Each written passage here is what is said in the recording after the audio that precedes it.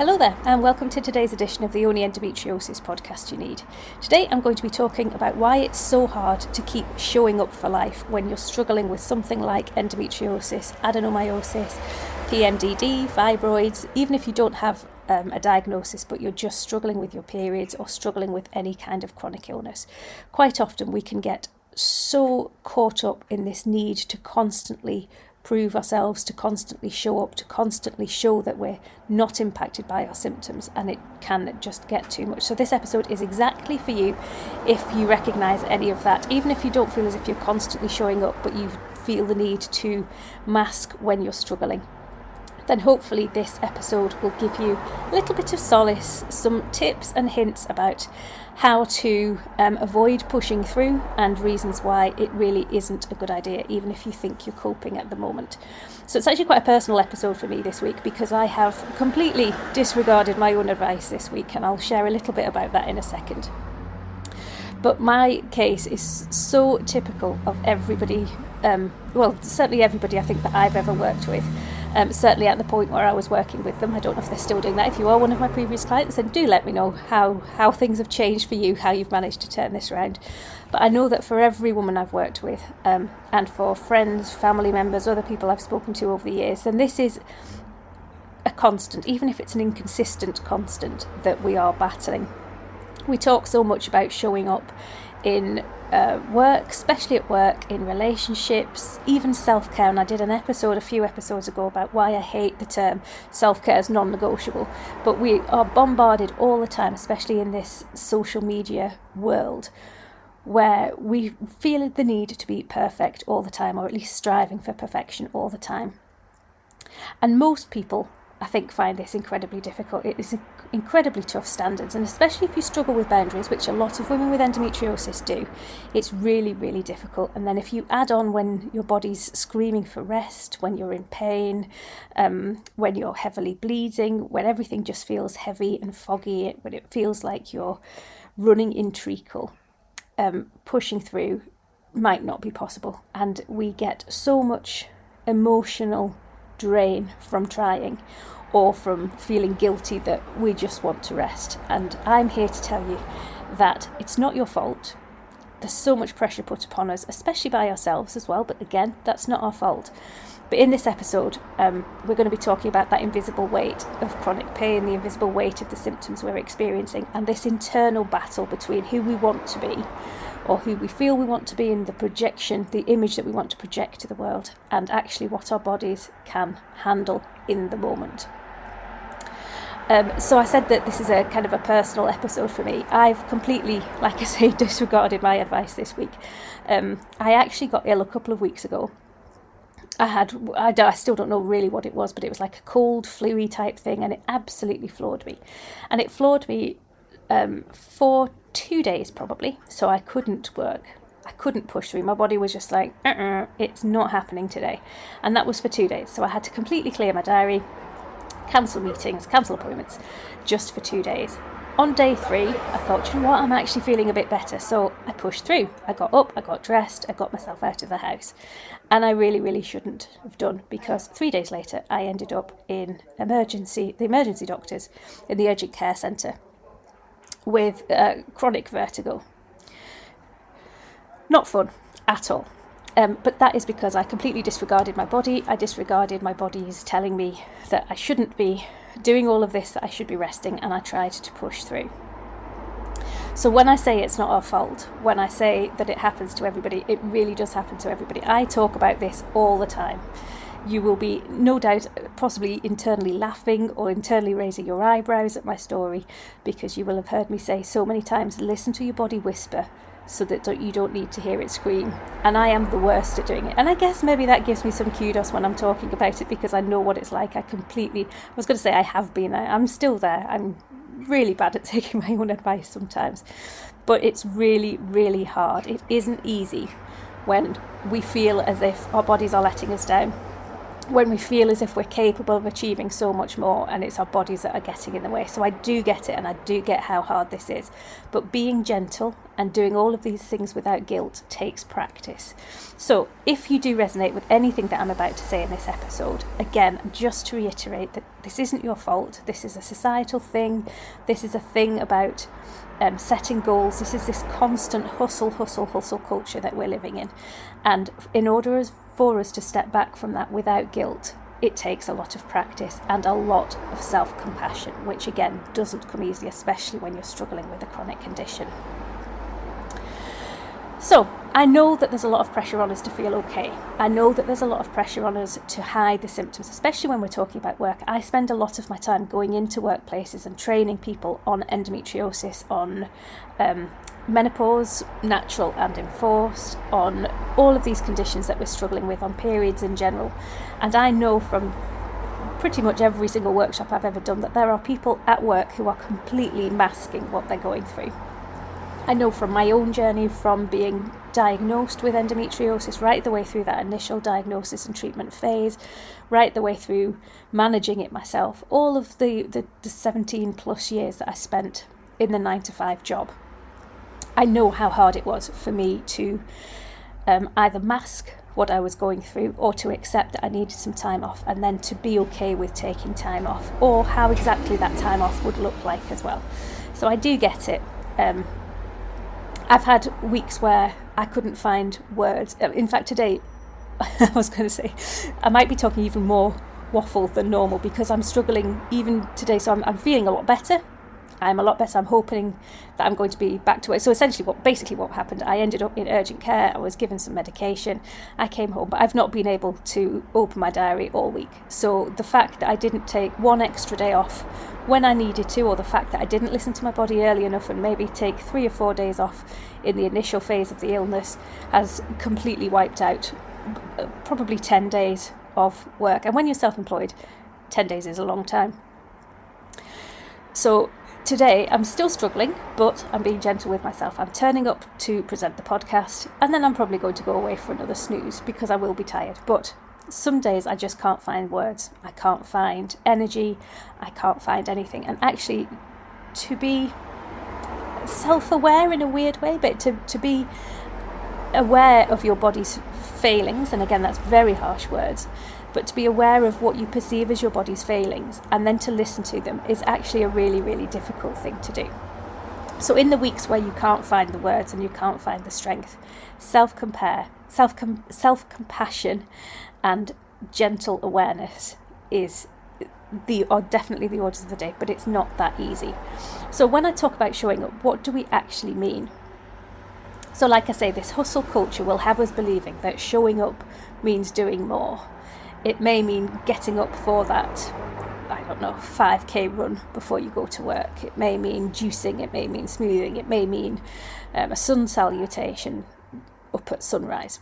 Whatever that kind of culture is showing you, that's kind of what we are led to believe. We are led to believe that showing up, that being successful in life means to do more, to earn more money, to do more hours, to be more.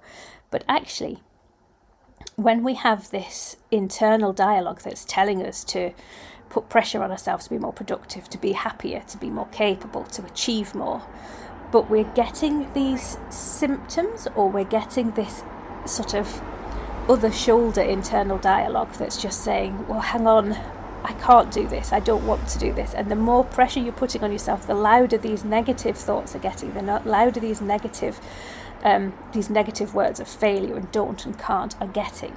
You're ending up with almost like an argument within yourself. So the first thing I'd say to you is to almost like redefine, or define if you've never defined, what more looks like. So what are you being driven by? So do you have at the moment, what are your beliefs around what you should be achieving, what you should, or what showing up looks like for you? What is more? So do you believe that you should be getting more all the time? Do you believe that progression and getting more and wanting more is the way to be? And there's no right or wrong answer here. This is purely tuning into you, to your wants, to your needs and your desires. The only right answer, as I think I've said in many previous podcasts, but the only right answer is what feels right for you. The wrong answer is what's not aligned for you. So just be really honest with yourself. And wanting more isn't a bad thing, but there's ways of framing more, there's ways of being and doing to get more that will actually suit you, that will actually serve you.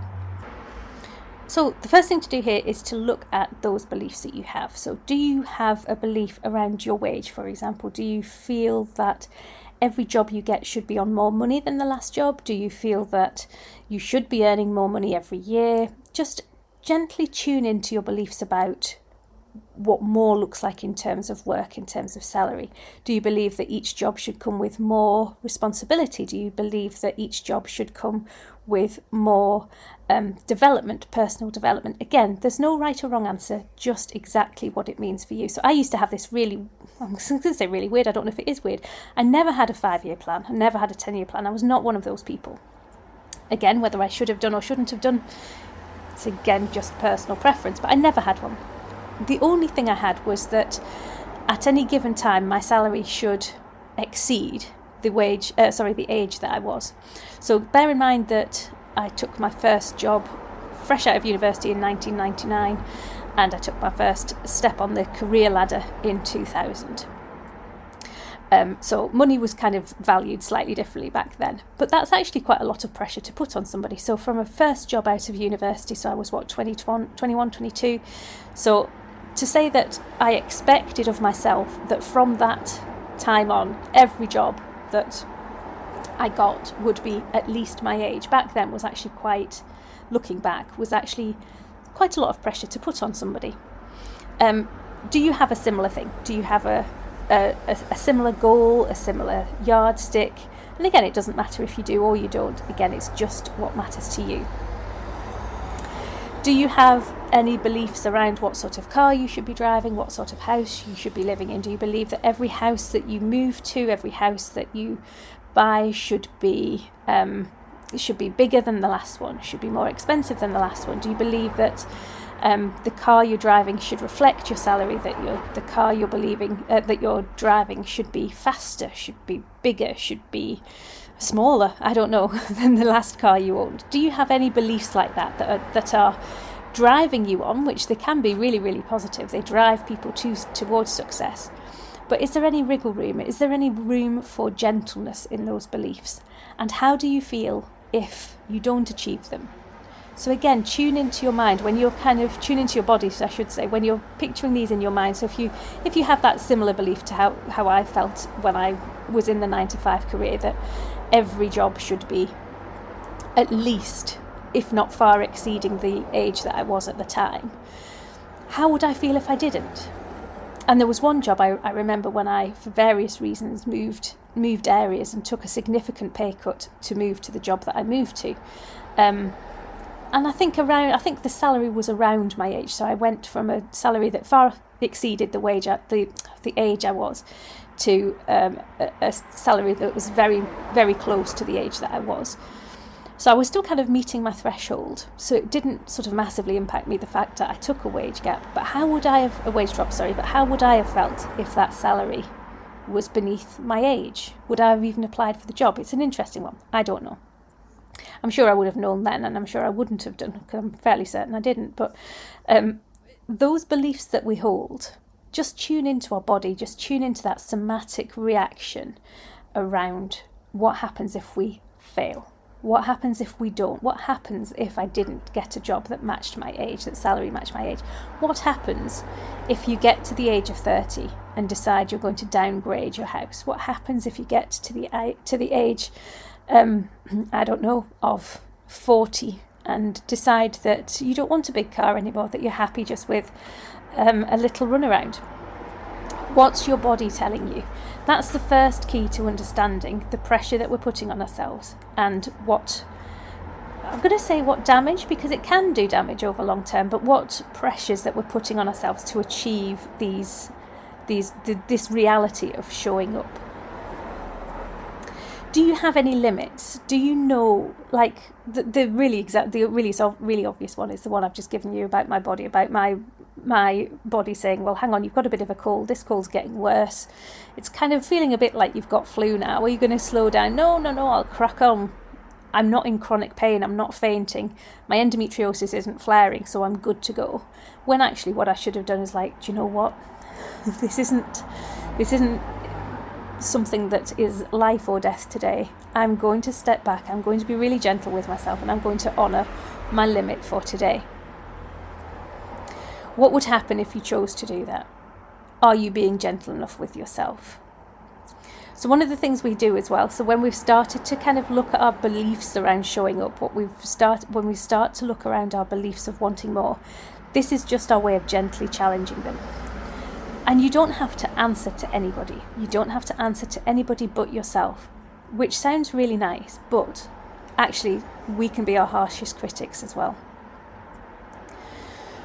So tune in to what you want from life, tune into, and this is a really big question, it's kind of going a lot deeper than I had ever anticipated. This was supposed to be an easy episode because I'm not feeling 100%.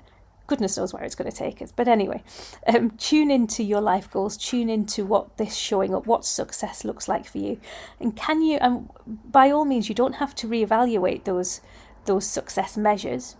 But what we might want to do is just change slightly how we go about getting them. So talk kinder to ourselves. So if we have to sort of change the methodology, if we have to change the time scale, if we have to change those success measures, just do it in a way that's really, really gentle with yourself, guilt-free. Nice way to do it is to almost like to reward yourself. And by reward yourself, I don't necessarily mean a glass of wine or a bar of chocolate, although that's absolutely fine if you want to do that. But reward yourself with nice thoughts. Reward yourself with being lovely to yourself. Quite often we I suppose we underestimate the value of the words we're saying to ourselves. And quite often we see these rewards as something that is physical. So we will reward ourselves exactly like that with a glass of wine or a bar of chocolate. But actually, if we reward ourselves by, I don't know, whatever, like a nice gentle bubble bath, or even just saying to ourselves, you've done really well today, I'm proud of you. We don't say those words to ourselves a lot, so quite often just giving ourselves the reward of kindness can actually make a massive difference. In fact, one of the things I may challenge you to do this week is just to be very, very kind to yourself, overtly kind to yourself on one day this week.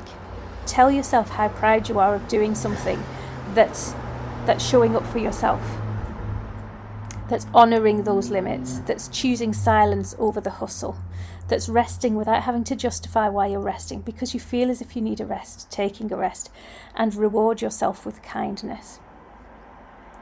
So when we're struggling with endometriosis, when we're struggling with chronic pain, fatigue, all the stuff that comes with endo and heavy periods, all the rest of, even if you don't have an endo diagnosis, all the rest of the diagnoses that we can have, our body quite often is in emotional overdrive. So our nervous system can be on heightened alert all the time. Our energy levels fluctuate massively. And by masking, a lot of the time what we're actually trying to do is regulate it. So we're trying to pretend that everything's fine. We're trying to pretend that we're on an even keel. We're trying to pretend that our energy levels are fine. We're kind of trying to fake it till we make it. And I've had this conversation a couple of times with people this week where I've talked about kind of pushing through. And actually sometimes when you're pushing through, it works. Sometimes you can push through and it does make you feel better and you do get better. But quite often you push through and you push through and you fake it and you fake it and you don't make it. And that's our nervous system just kind of, doing what it's supposed to do. It's our nervous system trying to keep us safe. But because we're not listening to it, we're kind of ignoring it, and that's causing our systems to go into even deeper overdrive, if you will. That's kind of forcing them to take action to make us listen. It's that phrase, don't listen to your body whisper, so you don't need to listen to it screaming. So if we are ignoring, like I was doing, my body whispering, then it starts to scream, and that's our nervous system doing what it needs to do to protect us. Most people, so people who don't live with a chronic illness, they don't have the same levels of these kind of fluctuations or this whispering that we have. So if you're living with symptoms, even if your symptoms aren't particularly bad all the time, your body's still in a heightened sense of awareness compared to people who aren't living with a chronic health condition.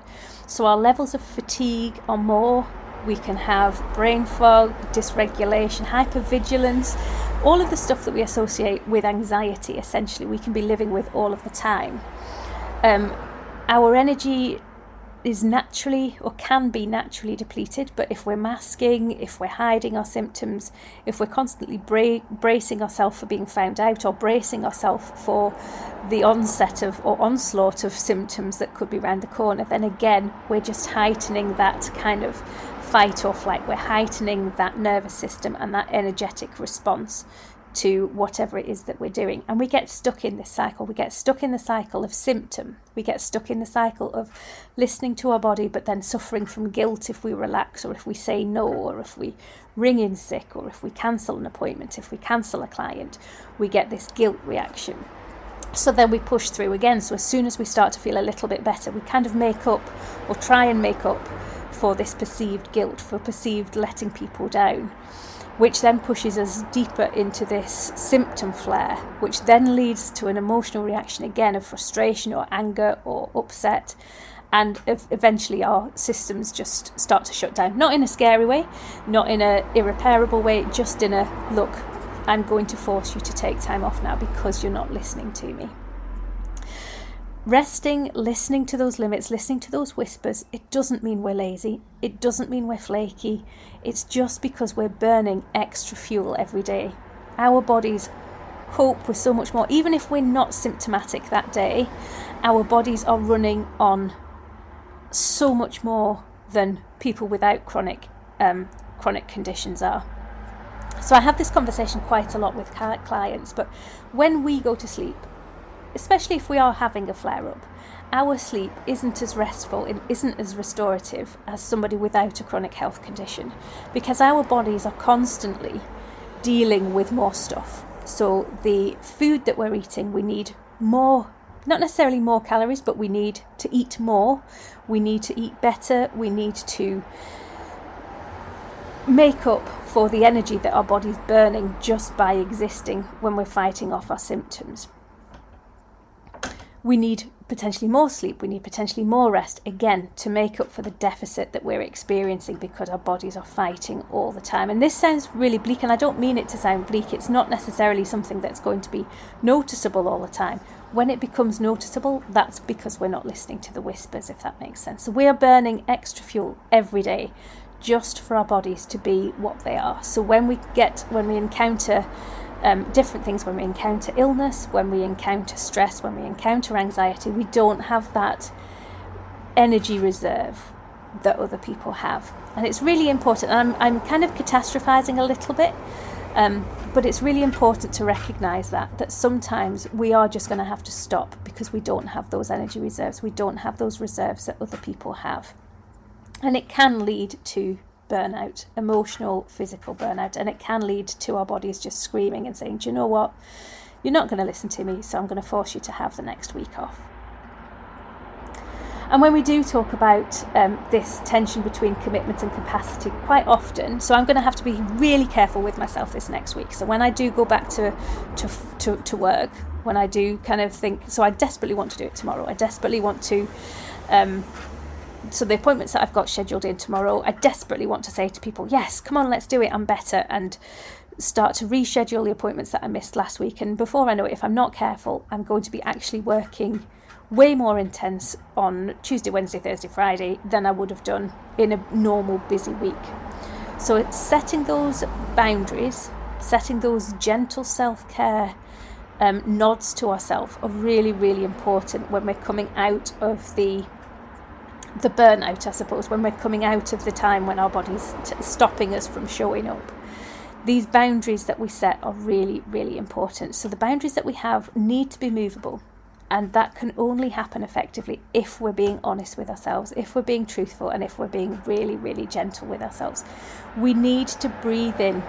We need to give ourselves space to breathe. So when we're coming back out of these illnesses, when we're coming back out of this time when we hibernate, knowing your body, knowing your rhythms, knowing how you're going to be feeling, predicting how you're going to be feeling, and giving yourself space to feel it, giving yourself space to breathe and check in is absolutely fundamental.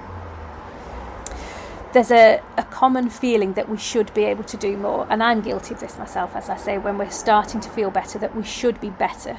We should be, okay, I'm feeling fine, I'm able to contemplate going outside for a walk, so I should be back at work, or I'm able to go back to work, so I should be going to the gym. That word should can be really, really dangerous. It can be really powerful. It can be what gets us through the day. It can be what spurs us on to be doing things that are good for us, but the negative flip side of that is it also puts a lot of pressure on us. So if we reframe mixed plans, postponed work, postponed appointments, for slow seasons, these aren't failures, and I've used the word failure in this podcast to kind of, I suppose, be a bit provocative, but these aren't failures. If we reframe that in terms of serving ourselves, so actually these are complete positive wins, because it's that phrase, I suppose, you can't pour from an empty cup. These are ways of us restoring our balance. These are ways of us taking control back and making ourselves feel good, because when we feel good, when our vibes are high, when we are feeling fit and healthy, that's when we do our absolute best work. And if we need to take time off, if we need to reframe what showing up looks like, if we need to reframe showing up away from showing up for others to showing up for ourselves, then these are absolute wins. So taking a week off when we need to protect our energies, to protect our physical, emotional and our spiritual health is an absolute win. It isn't a failure. These are survival strategies, but they're more than that. These are about being gentle with yourself, and it goes back to what I said right at the beginning of the podcast around that really gentle and positive self-talk, that awareness that actually what we're doing for us, and when we do that for us, then we can show up for other people better. So realistically, what helps us? So if you are recognising yourself in any of my slightly odd ramblings today, then here are some gentle tips for you. So definitely pace yourself. Give yourself permission. So this is a really, really big thing, and quite often a lot of the clients that I work with, a lot of the women I speak to, are just seeking permission. So it's almost like, and I know so many people, not just women, but I know so many people that will book a doctor's appointment. They may well be ill. That's not what I'm saying, that they're not ill. But quite often they go to the doctor for permission to take time off work. They give other people's permission more kudos than their own. Give yourself permission to do less. Give yourself permission to charge your batteries. Give yourself permission to do whatever you need to do to feel better. And you don't even need to know why. You don't even need to know why you want to cancel an appointment, or you don't even need to know why you're just not feeling up to it. Just not wanting to do it, just not having the energy is reason enough. You are allowed to change your mind. Quite often I get this massively, more so in previous years, but I still get it now, especially when I'm kind of wanting to push my business forward. I make all these plans when I'm feeling fabulous, when I'm in the spring and the summer of my cycle especially. I make all of these fabulous plans. Oh yes, of course I can do this, guest appearance. And what I've started to do now is not to say yes at the time, to do a bit of a holding reply and come back to it when I'm kind of less energetic, and just tune in to actually what my body wants to do. That kind of overcommittal through fear of letting people down, or overcommitting through fear of missing out, or for fear of upsetting or disappointing, is really, really real. So you are allowed to change your mind, but you're also allowed to say no in the first instance and then change your mind back to yes. It doesn't always have to look like saying yes and then changing your mind to no.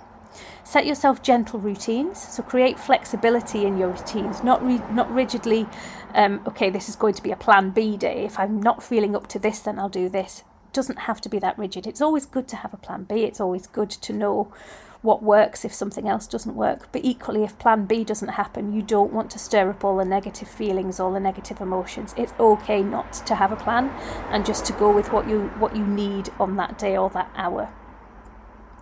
Have soothing rituals that work. So things like hot stone massages, even things that you can do yourself, breath work practices, Reiki meditations or just meditations, gentle self-talk, that lovely kind of conversation with ourselves that we just don't have. Compliment yourself, look in the mirror and compliment yourself. We don't do that enough. That gentle, positive, loving self-talk. Herbal teas, whatever that gentle compassion looks like for you. Don't be afraid or scared, or give yourself permission to do them when you need to do them. Quite often we do them when we're feeling good. And of course I understand the psychology behind it, but I don't understand it in the same breath, because actually we need these rituals when we're feeling at our worst. And even things like journaling, the amount of times that I've heard even myself say, oh, do you know what? I journal while things are good. It's easy to journal. It's easy to tell ourselves that we look pretty when we're feeling pretty.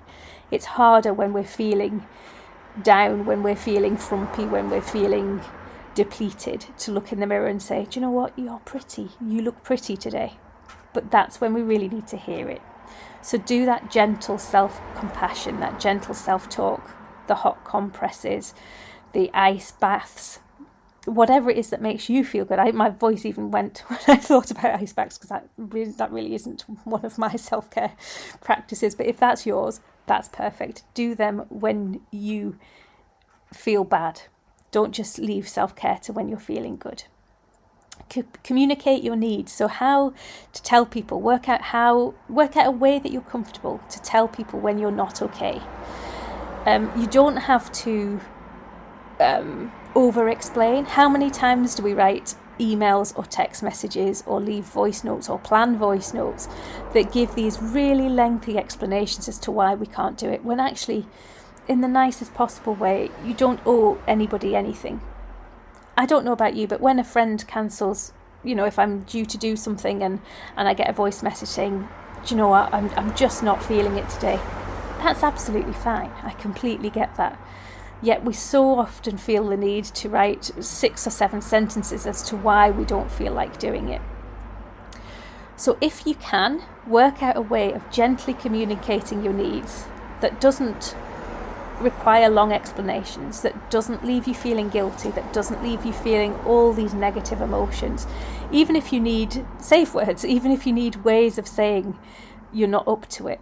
So I used to have this thing with my anxiety. I used to say I was in my bubble, because I don't know, when I was younger it felt like I was in a bit of a bubble with this anxiety. So my kind of phrase was, oh, I'm in my bubble today. Now my friends knew that meant that I wasn't okay, that I needed whatever it was that I needed that day. So even if you have to come up with code words, that's what I was looking for. If you needed to come up with code words, if you need to come up with just ways of saying that you're not feeling it, that you're not brilliant today, without actually saying the words, just work out what works for you.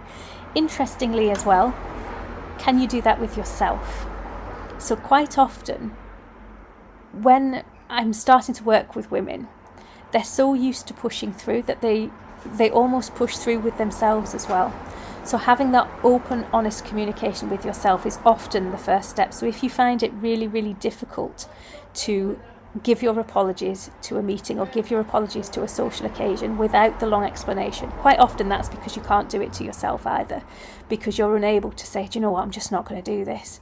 You have to, or you feel as if you have to almost justify why you're not doing it to yourself. So maybe if you do struggle with that, the first step is to practice it on yourself, to have that open, gentle communication with yourself.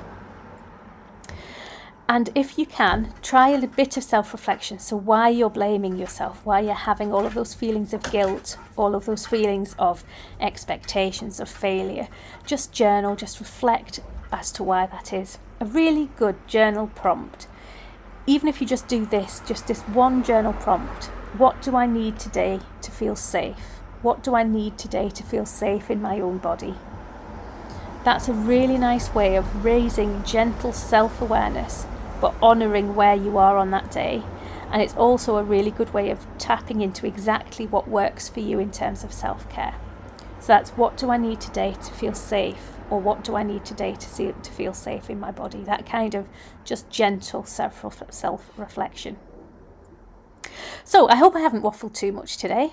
I hope that this episode has helped. When we are struggling with symptoms, and I don't just mean endometriosis symptoms, things like flu, COVID's been a big thing, obviously, but it's been a big awareness raiser for a lot of people in terms of resilience, in terms of burnout, in terms of changing how we look at our health.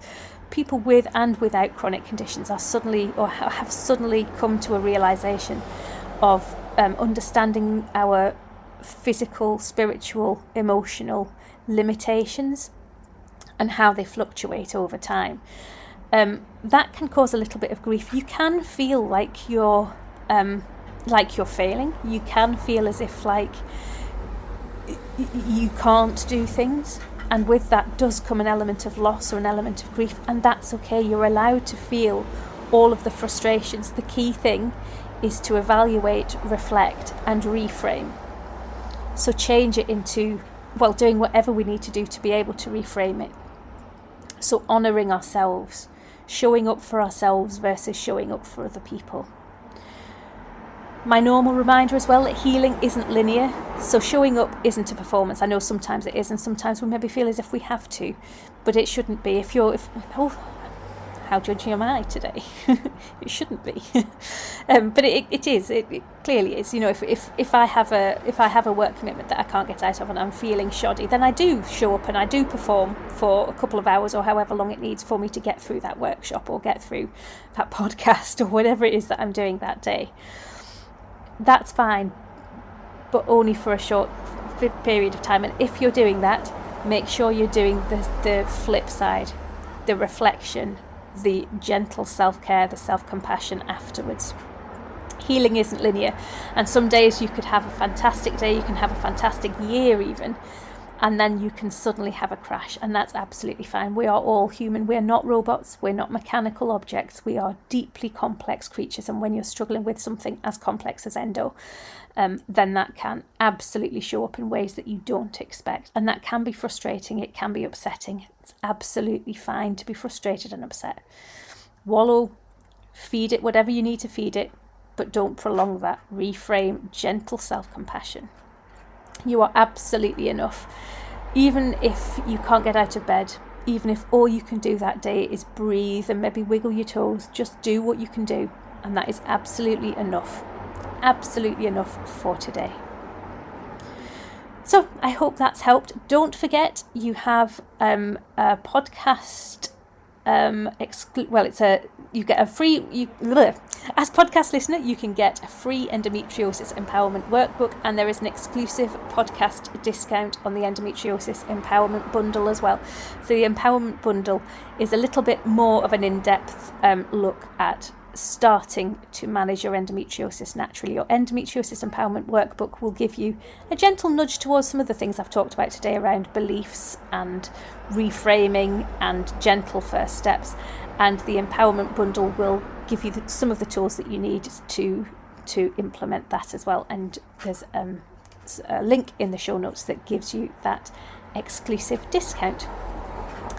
As always, I'm still running my monthly health clinics on the first Tuesday of every month, so you can find the details of them on my website. Reach out if anything I've said today has annoyed you or upset you or inspired you, then do reach out if you've got any requests for future podcasts. I must also apologise because it's really hot here in the UK at the moment. It's not too bad today, but it's been really, really hot over the last few days. So all of the windows in my house are open and I couldn't find a quiet space. I did try and shut the windows, but it just got too stuffy. So if you've heard of passing cars from the road outside my house, I do apologise, and I hope it hasn't messed with the sound quality too much. Like I say, if there are any topics that you'd like me to consider for future episodes, I am considering doing some interviews as well. Now, I know that it's a bit of a thing for people to have previous clients on podcasts, and I don't really want to do that. If you are a previous client and you would like to come on my podcast, then please do reach out and let me know. If you are listening to my podcast and you're not a client and you want to share your endometriosis story and even have me give you almost like, I haven't thought this through, but even if you want me to give you like a session online, almost like a recorded discussion, a recorded session for the podcast, and you can do that using your name or completely anonymously. If you're interested in exploring how that might look, like I say, it's only a seed of an idea at the moment, and knowing how long it's taken me to get seed of ideas to fruition at the moment, it probably won't be an immediate thing. But if that does sound like something that you'd like to explore, then again, please do reach out. You can email me at hello@naturalendometriosisexpert.com or sarah@halcyonwomenshealth.com. Both of those email addresses will come through to me. So if you are interested in exploring that, I would love to chat. Otherwise, thank you very much for listening. Thank you for your time. Thank you for your energy. And wherever you are on your endometriosis journey and wherever it takes you, I wish you every health and happiness. Until next time.